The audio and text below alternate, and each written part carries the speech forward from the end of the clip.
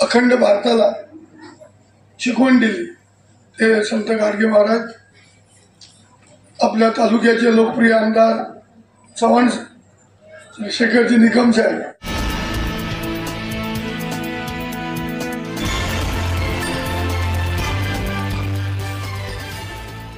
दोन मिनिटं बोलायला लागेल, परंतु एक गोष्ट साहेब सांगतो की मी पण असं कुठं म्हणून प्लॅस्टिक टाकायचं, म्हणजे गाडीतून बाटली बाहेर टाक, सवयच होती प्लॅस्टिकची बाटली कुठली गाडीतून बाहेर टाक.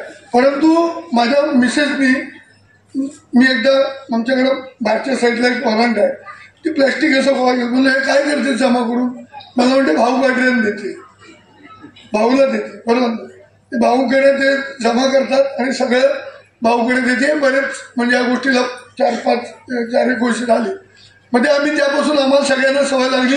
माझ्या गाडीत सुद्धा आम्ही फिरायला जातो, आम्ही याच्या इथं पाण्याचा बॉक्स घेतो आपले आईस फॅक्टरीची इथं, कारण बाहेर जाताना कुठे कसलं पाणी मिळेल त्याची आम्ही बॉक्स घेतो आणि त्या सगळ्या बाटल्या आम्ही आमच्या घराच्या खाली जेव्हा पिऊन झाल्यानंतर कुठे टाकत नाही, घराच्या खाली येतो.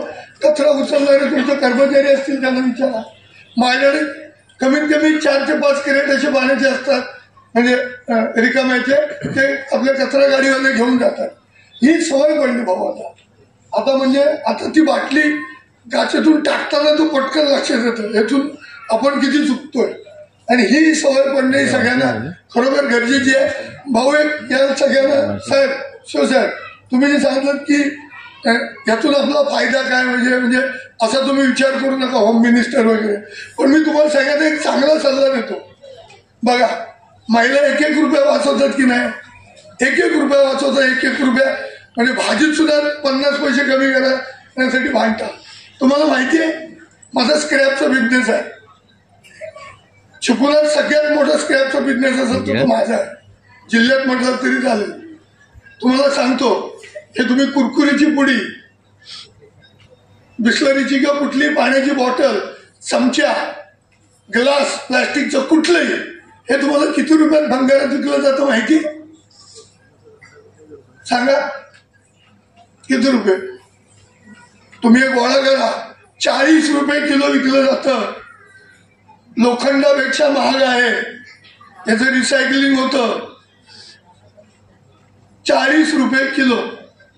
म्हणजे तुम्ही प्लॅस्टिकची बाटली तुम्ही साधं ते आणून गेलं ते नाही, ते हळूहळू स्वस्त होत जातं. परंतु तुम्ही एक गोळा करून ठेवलं तर त्यात सुद्धा तुम्हाला उपयोग होऊ शकतो. साहेब असं सांगितलं त्याच्यात पैसे मिळतात म्हटलं गोळा करतील की नाही, हे गोळा करा. महिन्याला जर तुमचे कमीत कमी 2-3 किलो जरी झालं, होणार नाही एवढं, खूप हलकं असतं ते, पण झालं ते 40 रुपये कशाला म्हणतात आहे की नाही, एक वेळची भाजी येते. तर हे तुमचे पैसे जमतील याच्यापेक्षा, त्या पैशापेक्षा तुमच्या म्हणजे या वातावरणाचा आपण किती फायदा करून देतो, म्हणजे किती, मला तो शब्द आता बोलता येणार नाही, आपण किती उपयोग करू, निसर्गाचा किती त्रास होण्यापासून वाचवू शकतो याचा विचार करा. तुम्हाला परत पैसे पण मिळतील, निसर्गाचा त्रास होणार नाही, सगळंच आहे. सांगण्याचं एकच उद्दिष्ट आहे की स्वच्छता ही सगळ्यात महत्वाची आहे, आपल्या अंगी वळणी ती पडली पाहिजे. भाऊ आणि सर, आमच्या गल्लीत एक महिला होती, आमच्या गल्लीतले 3-4 महिला तर बसले तिथं, मी त्या कोणतं नाव घेणार नाही, त्या ना आपली कचरा गाडी येते, कधी कचरा गाडी कचरा टाकणार नाही, सगळं झालं की संध्याकाळी नदीच्या कडेला नेऊन कचरा टाकला.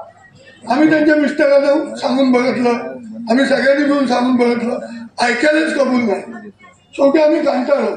एक दिवस आम्ही काम केलं, सगळे आता वाईटपणा करणार कोण, सर एका घरात 7-8 मतं असतात, आम्हाला उद्या निवडणुकीला उभं राहायचं आहे, मतं गेली तर भीती वाटते ना, म्हणून आम्ही सगळ्यांनी एकत्र केली आणि त्यांनी कचरा टाकला तो त्यांनी त्यांच्या दारात नेऊन टाकला. आम्ही 3 दिवस केलं. आता त्या महिला कचरा टाकत नाही, आम्ही डेअरिंग केलं, त्यांच्या दारात नेऊन टाकला. आता ते करत नाही. आपली अशी वेळ आपल्या तोंडावर येऊ नये एवढंच सांगतो. भाऊनी जो आणि शिवानी साहेबांनी हा जो उपक्रम राबवला खरोखर छान आहे आणि याला आमच्या परीनं सहकार्य भाऊ सांगतील कायम लाभत असतं. मी आपल्या सगळ्यांना शुभेच्छा देतो आणि आपला कार्यक्रम कायम सतत चालू राहावं. आमच्याकडनं काय योगदान लागलं तर आम्हाला सांगावं. कंपन्याकडून काय मदत लागली तर आमची थोडीफार ओळख आहे, आम्ही सहकार्य करू. एवढं ठेवून थांबतो. जय हिंद, जय महाराष्ट्र.